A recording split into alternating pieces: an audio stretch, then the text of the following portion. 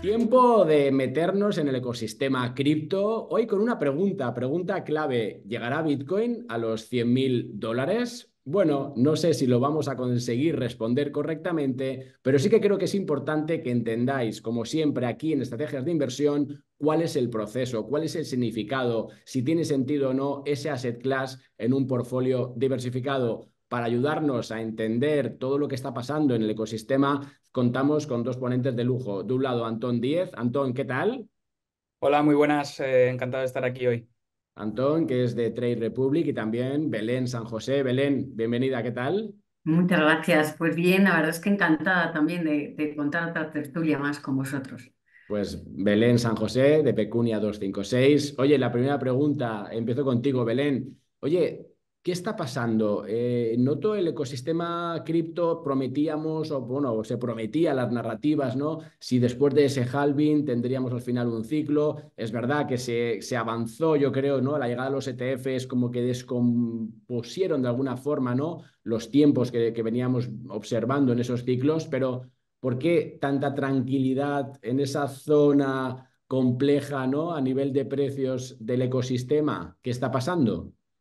Bueno, yo creo que el ecosistema, como lo llamas, pues está en una situación bastante positiva. Sí que es verdad que estamos en una fase de lateralización de mercado que es normal después de los otros halving que hemos visto o cómo se ha comportado el mercado después de los tres anteriores. En una fase justo posterior, que es la que estamos viviendo, sí que es verdad que el mercado lateraliza antes de coger impulso y llegar a nuevos máximos. Este año estamos viendo los ETFs que sí que han distorsionado un poco el comportamiento, pero yo creo que el ecosistema se está adaptando a lo que es la nueva realidad o la nueva realidad se está adaptando al ecosistema cripto, la nueva realidad financiera. Y yo todavía mantengo la positividad y espero grandes momentos para este 2024. Oye, luego os paso la pregunta clave, ¿no? De si llegará o no a los 100.000, pero todavía no me respondáis a eso, porque quiero ver esa evolución que decíamos. Oye, Antón, no sé cómo lo ves tú desde Trade Republic, ¿cómo veis? Oye, es ese, ya podemos decir que la llegada de los ETFs, la llegada de los mercados de derivados, asientan un poco lo que es Bitcoin, sobre todo como un nuevo asset class. ¿Cómo lo metéis, si quieres, en ese portfolio diversificado de los clientes? Sin duda, o sea, Bitcoin va a formar parte de las carteras diversificadas a largo plazo, a mí no me cabe la menor duda. De hecho, nosotros, tras lanzar pues, los activos más tradicionales, acciones, ETFs, algún derivado, inmediatamente pasamos a incluir una selección limitada de criptomonedas porque lo entendíamos así. La gente entiende que Bitcoin sobre todo es un activo que te ayuda a preservar el valor a largo plazo y quiere tener parte de su patrimonio en esta clase de activo, ¿no? Estamos viendo cada vez más gente, incluso de edades más avanzadas, que podríamos decir, oye, es que las criptomonedas fue para un público muy joven al principio, ahora vemos clientes de edades más elevadas también empezando a construir posiciones en Bitcoin sobre todo y creo que esa tendencia va a continuar. Es decir, la gente dentro de su ahorro mensual, una parte, pues entre el 5 y el 10% probablemente lo vaya a destinar a Bitcoin y construir esa posición a largo plazo. Oye, y en todo esto, ese halving, esa reducción un poco de las recompensas, si quieres, ¿no? Del lado, pues, de lo que es la oferta, pues sabemos que la tenemos limitada a esos 21 millones, que ahora, por tanto, se reduce esa emisión nueva que se va sacando para un poco incentivar, ¿no? Que es al final la seguridad de esos mineros que reciben esas recompensas. ¿Cómo está afectando esa reducción, si quieres, de la emisión después del halving? ¿Estás viendo cierto tensionamiento? Ese mercado lateral que Belén nos decía está haciendo también que los volúmenes caigan y por tanto como que pase desapercibido. ¿Cómo ves este momento post-halving? Muy similar a lo que decía Belén, yo creo que el halving actual, la situación en la que ha ocurrido es totalmente distinta versus los Mm. anteriores, ¿no? Ahora hay muchos más players mirando este activo versus los anteriores. El lanzamiento del ETF en Estados Unidos, pues le dio muchísima visibilidad al Bitcoin y ha habido un rally muy, muy importante. Entonces, el entorno en el que ha ocurrido es en un entorno en el que ya se había revalorizado, en el que había mucha gente esperándolo y yo creo que eso ha normalizado el halving y lo que ha ocurrido es lo que decía Belén, ¿no? Pues que estamos en una fase pues, de lateral en el que no hay movimientos significativos y hay que mirar un poco más a futuro para ver la continuidad que va a tener el Bitcoin, ¿no? Totalmente. Oye, Belén, comentábamos antes un poco, ¿no? Que si uno mira los volúmenes, porque también se ha dado como mucha narrativa a esos ETFs, llegada de institucional, también hay que decir que cuidado, que no es institucional, bancos, que es verdad que ahora que estamos viendo, ¿no? Esos feelings con la SEC, pues hay algunas, ¿no? Incorporaciones curiosas menores, ¿no? Desde un BNP, que he visto que tenía, pues había pues, empezado a incorporar pues ETFs en sus portfolios, yo creo que a nivel de experimentación, hasta un JP Morgan incluso, cantidades muy pequeñas, pero no deja de ser pues $1 millón. Pero que ese volumen de esos ETFs, si lo comparamos con el spot o sobre todo con el mercado de derivados, es una, yo creo que vamos, ahora mismo, a día de hoy, pues no sé, será un 5 o un 7%. ¿Eso supone que los institucionales se han parado? ¿Supone que tal vez hay una correlación mayor con los activos de riesgo y que esa zona de máximos históricos que, ¿no? que estamos viendo en S&P, en Nasdaq, también afecta un poco a los criptoactivos? Es decir, ¿se mete todo en la misma cesta de risk on y la correlación, por tanto, tenemos que tenerla presente? ¿O crees que ahora mismo podemos empezar a separar ambos mundos?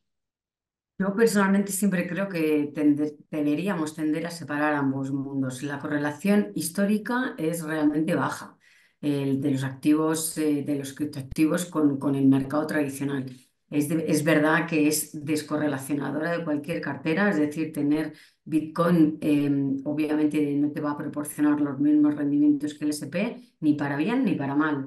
Sí que es verdad que no es que se muevan o que tengan una correlación negativa, que se muevan de forma totalmente asimétrica, pero sí que es verdad que la correlación es muy baja.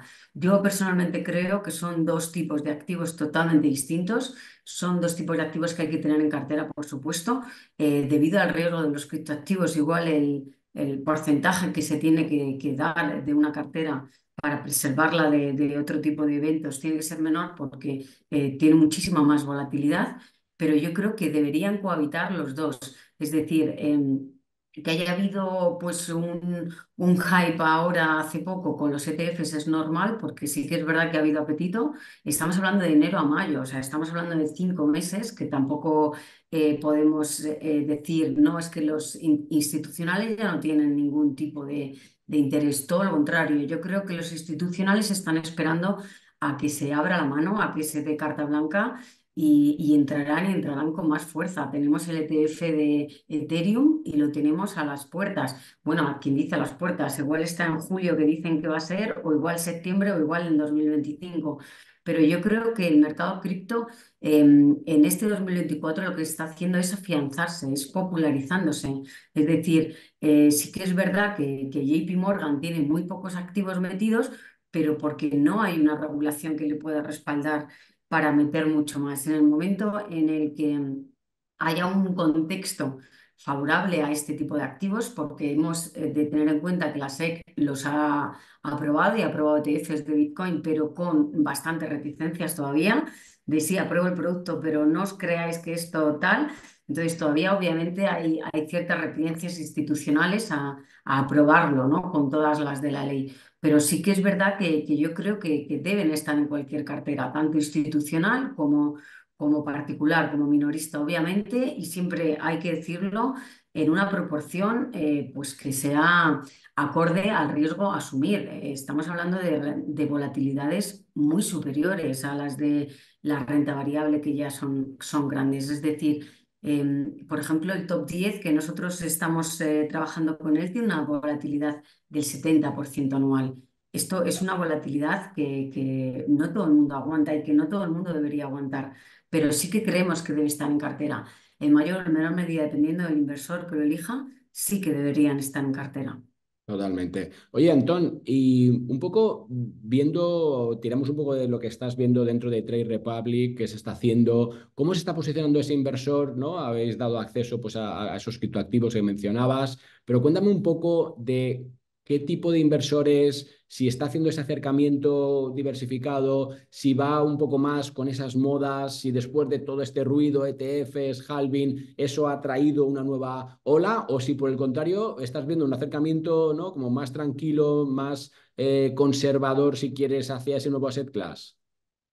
Bueno, la verdad es que tenemos las dos tipologías de cliente. Por un lado, el cliente más pues, oportunista que ve que las criptomonedas vuelven a estar a la orden del día y quiere pues, aprovecharse de la gran volatilidad en un periodo alcista de Bitcoin y las otras criptomonedas, pero también tenemos el segundo grupo de los que comentaba antes, es decir, aquellos clientes que dentro de su capacidad de ahorro mensual destinan una parte a construir una posición en Bitcoin con compras recurrentes mensuales. A través de pues, una herramienta como puede ser el plan de inversión que nosotros ofrecemos, que te compra automáticamente sin comisiones, estamos viendo una tendencia de este grupo de clientes que quiere construir una posición a largo plazo porque entiende que debe formar parte de su cartera y que la revalorización a futuro está ahí. Entonces, están coexistiendo los dos grupos a día de hoy y tiene sentido, porque al final el inversor tradicional de criptomonedas ha sido un perfil un poco más cortoplacista y especulador, ¿no? Que va un poco acompañado de la gran volatilidad del tipo de activo, pero este reconocimiento institucional y legislativo que se le está dando a las criptomonedas está atrayendo a ese inversor más tradicional que entiende que tiene que tener un pequeño porcentaje de su patrimonio en esta clase de activo y lo está construyendo poco a poco. Totalmente. Oye, Nosotros, perdona, Javier, en este sentido también hemos visto lo que decía Antón antes, de gente más mayor que antes no accedía al mercado y sí que tenemos gente más mayor accediendo. O sea, es verdad bueno, pues que hay gente que está construyendo cartera y hay gente que entiende que tiene que tener en cartera criptoactivos. sí, este es un punto interesante porque muchas veces pensamos eso, ¿no? Que son como los más jóvenes, si quieres, los que menos controlan el mercado, que buscan esa parte más especulativa, pero luego tú tiras, me acuerdo, había una estadística, no sé si era incluso no sé si del Banco de España o CNMV, que preguntaba justo dónde se invertía y había pues una selección, ¿no? O sea, una separación por franjas de edad y llamaba la atención que los que estaban ya invirtiendo en criptoactivos no eran entre 18 y 25, que también lo sabía, Mm. pero que eran mucho menos que los que están entre 30 y 50 o 60, ¿no? Sí, sí, obviamente en la edad media del cliente yo creo que en estos últimos meses se ha incrementado. Yo creo que un poco que lo decía Antón. Bueno, nosotros lo hemos notado así por lo menos, igual que creo que ellos. O sea, que sí que es verdad que el cliente responsable, el cliente que hace cartera, el cliente a largo plazo, se está cada vez metiendo más. No, totalmente. Oye, una pregunta que os lanzo a los dos para ver cuál es vuestro punto de vista en esa posible evolución que tenga Bitcoin, ¿no? Camino hacia ese posible depósito de valor, ¿no? A esa capacidad que tiene, ¿no? Esa herramienta para transferir valor en el espacio, en el tiempo, de forma descentralizada y descorrelacionada. Entra en juego un poco esa comparativa obligada con el oro, ¿no? Ver si estamos en ese camino a ser un oro digital o no. Y lo que sí vemos este año, sin embargo, es como los flujos también están yendo hacia oro y hacia Bitcoin. Entonces, mi pregunta es, ¿son activos independientes? ¿Un inversor pensáis que se posiciona de forma distinta en oro y en Bitcoin? ¿O al final, pues deberíamos pensar que los dos van a terminar convergiendo y que con uno de ellos basta en un portfolio? ¿Belén? Ah, bien. No, no, yo creo que no, que no tienen, o sea, sí que es verdad que tienen similitudes el oro y el Bitcoin, pero no cumplen los mismos papeles y básicamente por lo que estamos comentando antes de la volatilidad. Son refugio de valor, se puede considerar que es refugio de valor, pero son dos refugios totalmente independientes. Lo que te va a ganar en Bitcoin alguien no te lo va a ganar en oro, pero ni lo que te va a perder, es decir, la volatilidad es muy, muy diferente y así debe ser asignado en una cartera inteligente. Es decir, no puedes asignar la misma parte a oro que a Bitcoin, porque Bitcoin tiene mucho más riesgo. Sí que es verdad que está descorrelacionado con mercados tradicionales, pero es otro tipo de activo. Yo creo que lo que estamos viviendo es eso, es el nacimiento de un tipo de activo y que se está solidificando en lo que es la realidad financiera. Es decir, las carteras ahora también tienen criptoactivos que que antes no tenían, pero yo creo que cada uno tiene su papel. No sé si Antón lo ve así o no, pero Sí, lo veo exactamente igual. O sea, al final la tipología de activo es distinta en el sentido de que aunque se perciba como un activo refugio el Bitcoin, las características son totalmente distintas por la volatilidad, por el componente digital, por ese límite de monedas que se va a emitir, que el oro también pues, es un activo pues, que está limitado, pero no de manera matemática como puede ser el Bitcoin y, por supuesto no tiene la volatilidad que tiene el Bitcoin a día de hoy. Y por último, pues que el inversor tradicional en oro probablemente sea distinto del inversor de a día de hoy de Bitcoin. Irán confluyendo, pero están destinados a colectivos distintos, por lo menos a día de hoy. Totalmente. Yo creo que dentro de un portfolio tenemos que tener Bitcoin con una finalidad y oro con otra finalidad distinta, ¿no? Y más en estos tiempos donde vemos esa deuda disparada, donde vemos esa inflación que desde luego está aquí para quedarse y donde pues tenemos que buscar instrumentos que nos permitan un poco cubrir, ¿no? Toda esa pata. Oye, ahora sí, últimos 2 minutos cada uno. Belén, voy contigo. Estamos viendo cada vez, ¿no? Pues más predicciones de si 100.000, 150.000, incluso, bueno, ya barbaridades. Oye, ¿va a llegar Bitcoin a los 100.000 dólares? ¿Por qué? O sea, a mí prefiero más que me deis esos argumentos o cuáles son un poco, si queréis, las claves que pueden hacer que eso sí se pueda, pues, cumplir, ¿no? O cuáles no, si pensáis que no es así. pues yo creo que sí. Y los argumentos son que si vemos la corta historia de Bitcoin y los halving anteriores, sí que es verdad que antes decíamos que estamos en una fase lateral ahora, pero luego hay una subida exponencial a nuevos máximos. Antes del primer halving fueron de 38 veces el precio. Después fue de 36. Del segundo al tercer halving fue 15 veces lo que subió el precio de Bitcoin. Y ahora, el último halving del tercero al cuarto, lo hemos visto subir 5 veces. En un escenario conservador, estamos en el cuarto halving al quinto.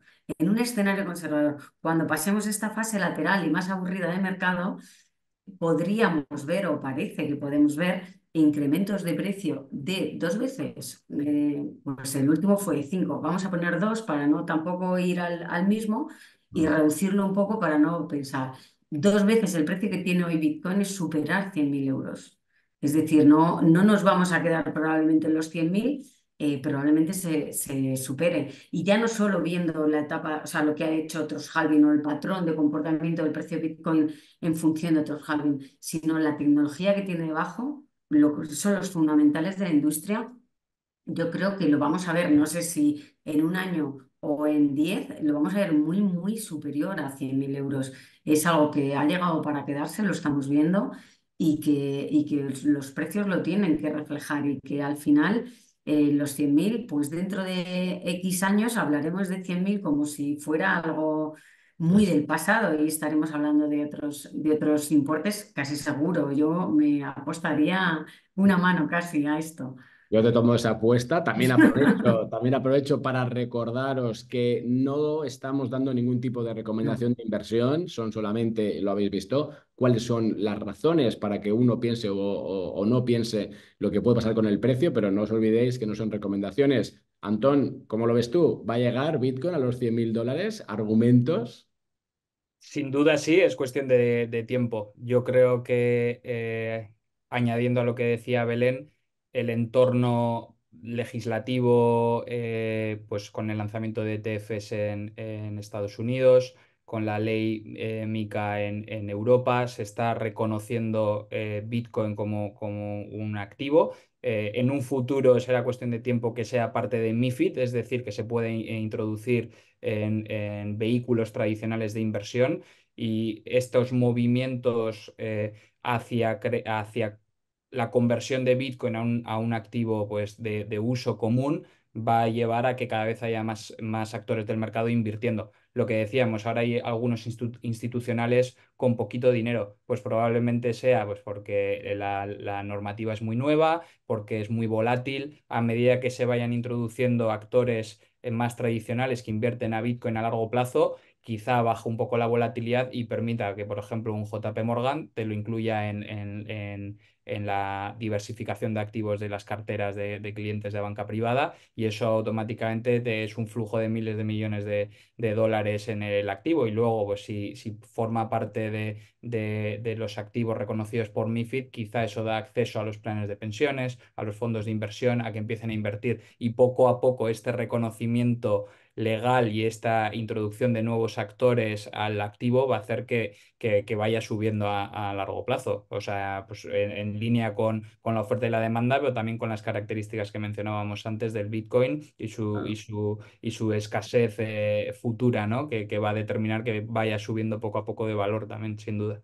Nada, ahí para última pincelada, estamos en tiempos, pero Belén, todo esto, o vamos, también pues para ti mismo, Antón, todo esto asumiendo que los mercados de riesgo no se la peguen, ¿no? Porque cuando estamos en esas zonas de máximos históricos, uno también tiene miedo, ¿no? De si esto ha corrido mucho, de si los múltiplos están ya muy elevados. O sea que asumís un mercado donde no pase nada raro, ¿verdad?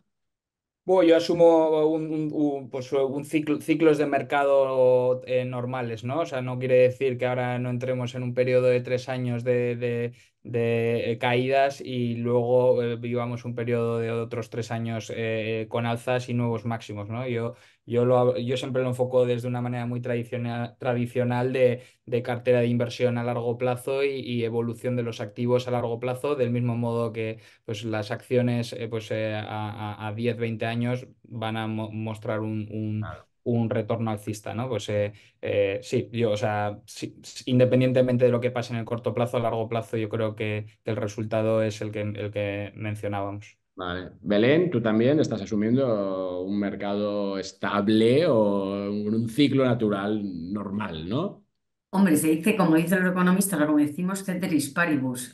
Es decir, Claro. si te estalla la guerra de Ucrania, pues si te monta todo, obviamente este activo, como todos, necesitan un contexto. Y el contexto, si se va todo el contexto y de repente pasan cosas rarísimas, pues no te va a subir nada, ni esto ni nada, y probablemente pues sea mejor estarse quieto.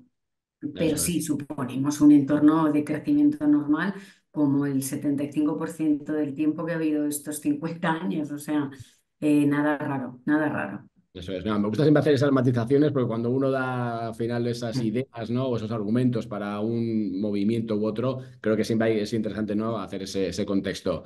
Belén San José, desde Pecunia 256. Oye, muchas gracias. Gracias a vosotros, desde Y luego. Antón Díez, de Trade Republic. Oye, muchísimas gracias y hasta la próxima. Muchas gracias.